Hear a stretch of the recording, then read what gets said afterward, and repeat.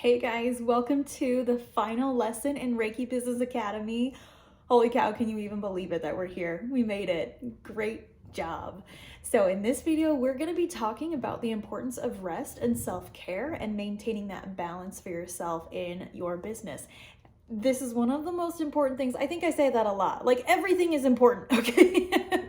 But especially rest and self-care. So let's get into it. When I opened my energy healing studio and holistic boutique back in 2019, I was just over the moon excited with my new journey.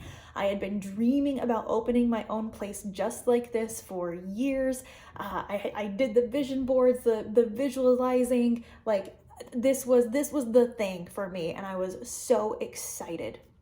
And with a little bit of luck and a lot of alignment and such intensely grueling hard work, I accomplished my goal and I opened my place in October of 2019. I refer to it now, well then and now, as just the shop. So that's what I'll refer to it as in this video. But the shop for me was a literal dream come true, and getting to walk in each morning to this place that I had been visualizing and dreaming about for years was just an incredible experience. But opening the shop was just the first piece of the puzzle. And once it was open, it was then solely on my shoulders to keep it open. And I had 6 practitioners renting space for me that were also counting on my business staying open, and I didn't want to let them down. I had never run a shop before. No one had ever taught me how to run a shop before. I was just like, the audacity I had back then, I love it. We love to see it. But I was just figuring all of this out as I went, like learning on the job, creating this space while learning how to do it all at the same time.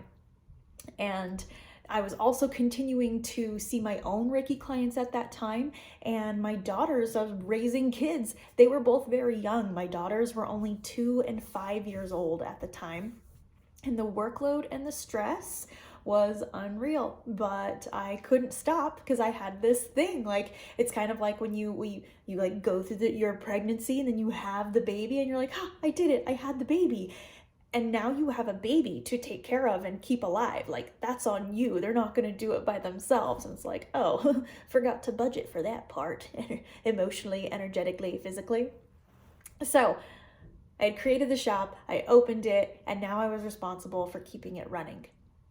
I opened the shop in October of 2019, and just a few short months later, we were in lockdown in the midst of the COVID-19 pandemic, and my shop had to close its doors for 6 weeks, which meant I got to work even harder, but in another new, different, exciting way to keep it open.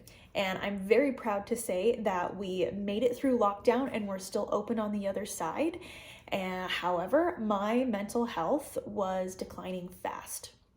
I fell into a deep depression and was unable to give myself the time and space I needed to rest and recover from what was going on in my world, both professionally in my business life and personally, because my marriage was also ending at the time. So, not surprisingly, this led to burnout. Big time. I was experiencing complete physical exhaustion, as well as headaches, insomnia, depression, like I mentioned before, terrible mental fog, body aches, depersonalization, dissociation, and I was just kind of generally checked out of life.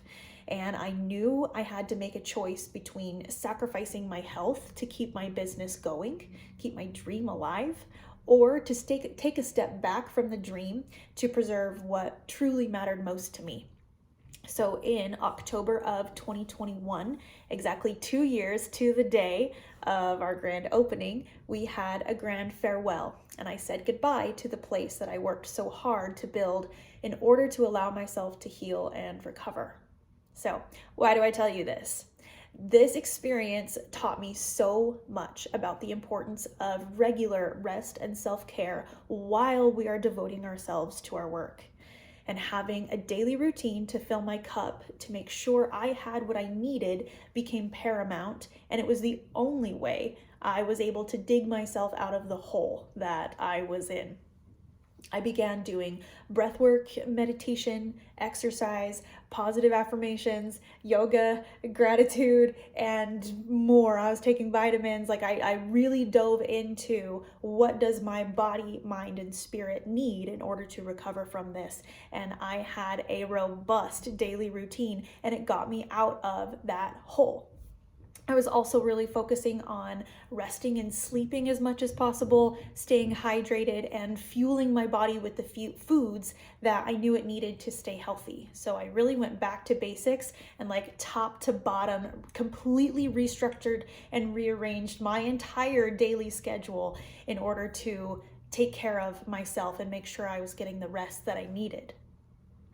So after doing that daily for a long period of time, and I will say I started slow. I started with one thing every day and slowly built up that practice. I didn't just jump into doing all of those things all at once. I'm the kind of person where if I jump into something like that and make too big of a lifestyle change, I swing back and let all of it go. So I built that practice slowly, one thing at a time, one day at a time. And it worked. Slowly, things began to change and I started feeling so much better. And I still feel so much better now, but it honestly took years. It took years for me to fully get out of that hole that I was in to the place that I am at now. So something that not everybody tells you about burnout is that burnout can take months to years to recover from, and it can be gnarly. It's a lot of work to get yourself out of burnout.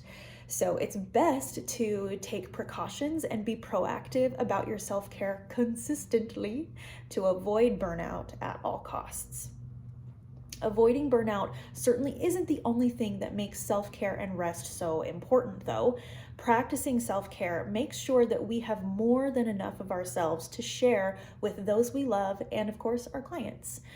Rest from our work makes sure that we can continue to do our work in a sustainable and healthy way so that we can continue to be our best selves for our professional and personal lives.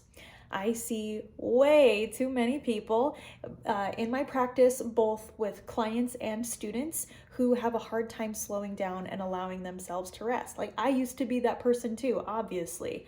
I get it. If you are someone who you've recognized like, oh, maybe rest is hard for me. Why do I feel guilty when I take care of myself? Just know that I learned firsthand what happens when you don't allow yourself to slow down and recharge, and it is not something I recommend to anybody.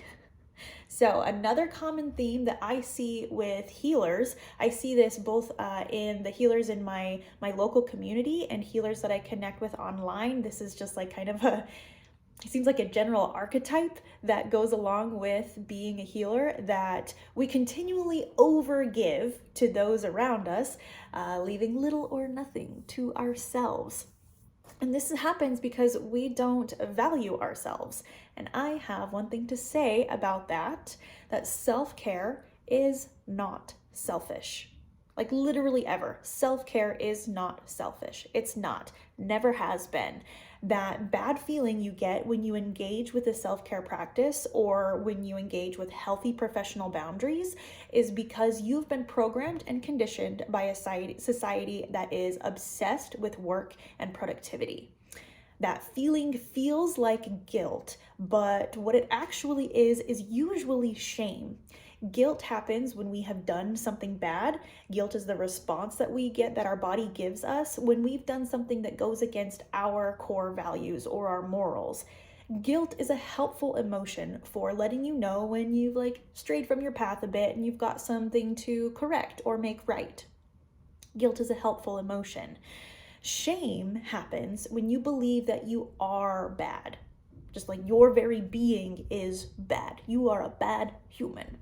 If you are in a female body, especially if you were raised in modern Christianity, you have been programmed and conditioned to believe that your role is to forget yourself and serve others, or to put yourself and your needs on the back burner and make sure that everybody else in the room is happy and well and okay before you are. While it's okay and even necessary at times to do this, it serves absolutely no one in the long run to do this for the long term, for this way of being to be the norm. If self-care is challenging for you, then I invite you to challenge it back and do the thing that you think would make you feel like the squirmiest, wriggliest, like, oh, that would feel so bad. For me, it was laying in bed all day without being sick. A couple years ago, I was really working on healing my distortions with self-love and self-care and rest. And one of my goals was to just stay in bed and do nothing except like scroll on my phone and watch Netflix, just like have a lazy day all day, even though I wasn't sick.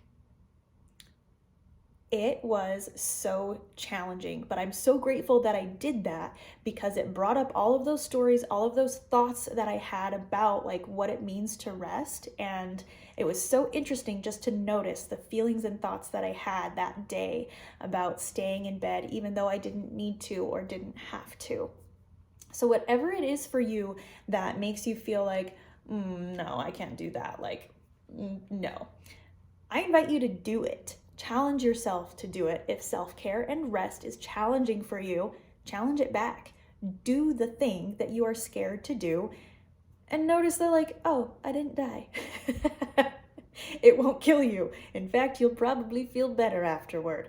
Now, you might not feel better at first. It may take some practice to allow those thoughts and feelings to be soothed before the self-care and rest feels good, but keep practicing at it. It's okay to be bad at rest and self-care at first. It's okay to be bad at anything that you're new at.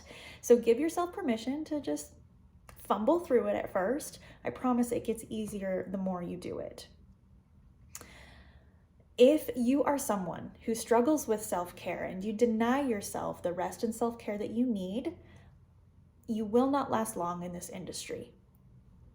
That's just the truth.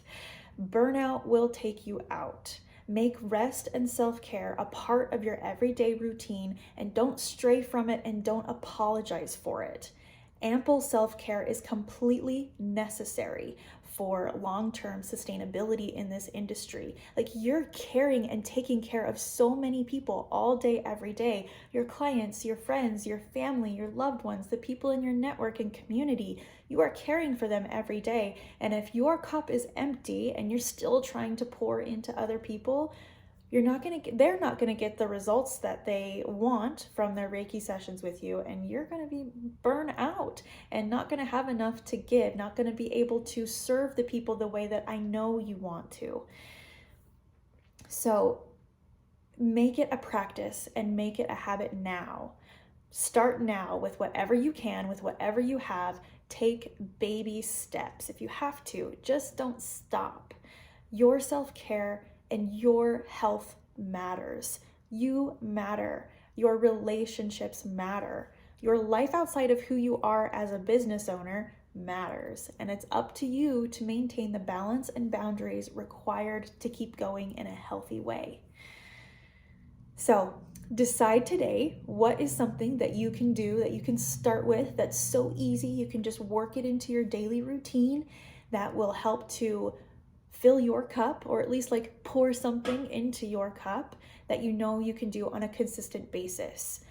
For me, the thing that I started with, the domino that kicked off all the other dominoes in my self-care routine was before I opened my eyes in the morning, I would take a deep breath and think a happy thought, think a positive thought about the day ahead of me. That is what I started with. And then it snowballed into this beautiful routine that served me so well, still serves me well when I remember to do it. Consistency is the tricky part, right? But the important thing is that we just keep coming back to it time and time again, because it's important.